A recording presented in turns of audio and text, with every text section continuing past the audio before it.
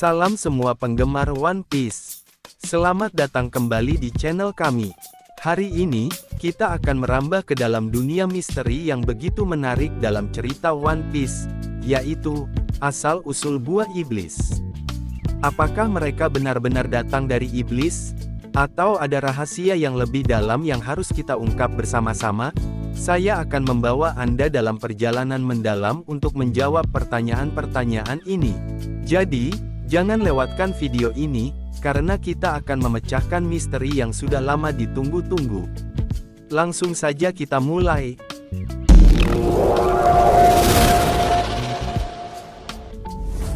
Bagi pecinta One Piece pasti sudah gak asing lagi sama yang namanya buah iblis. Buah iblis sendiri adalah buah-buahan yang ada di dunia One Piece dan bisa memberikan kekuatan kepada pemakannya. Ada lebih dari 100 buah iblis yang beredar di dunia One Piece.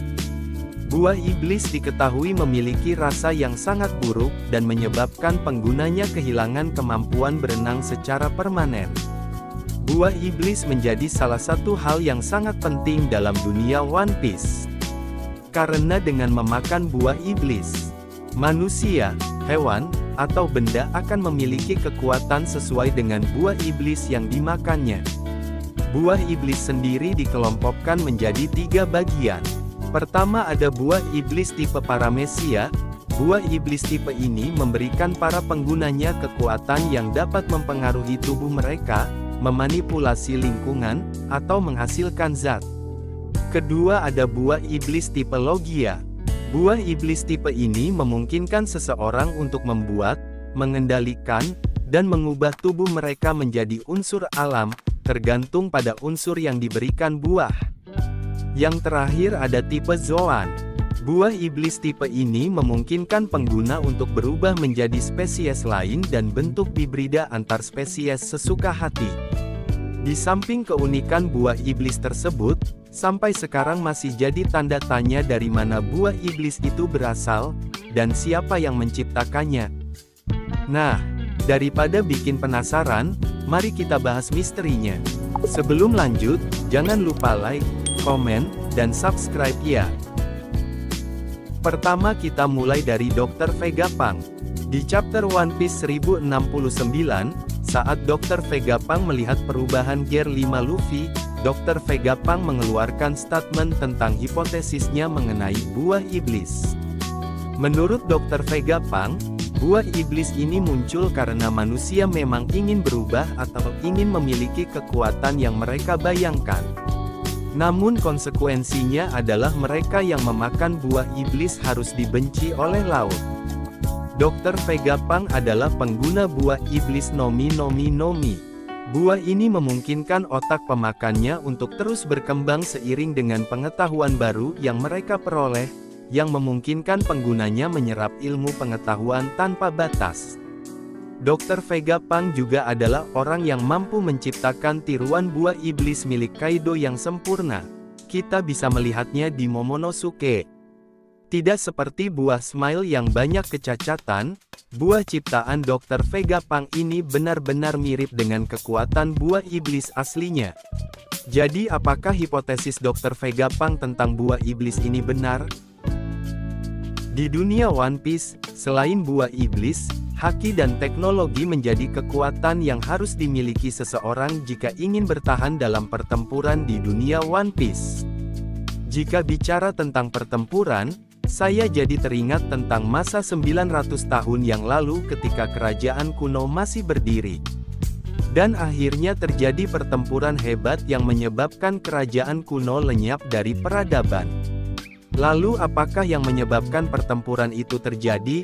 Dari hal itu saya berpikir bahwa perebutan buah iblislah yang menjadi pemicu pertempuran itu.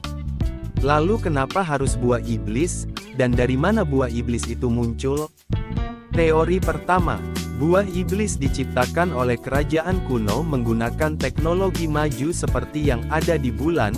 Buah iblis ini diciptakan karena keinginan manusia saat itu untuk memiliki kekuatan yang mampu menjadikan mereka lebih kuat atau lebih mudah dalam hidup. Bisa juga karena saat itu dunia terutama lautan dipenuhi dengan makhluk-makhluk buas, seperti sea king atau monster lainnya.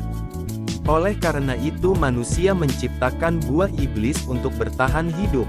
Karena jika kita perhatikan, di dunia One Piece, teknologi menjadi hal yang begitu penting, sampai di mana pemerintah dunia lebih memilih Seraphim dibanding dengan si Chibukai.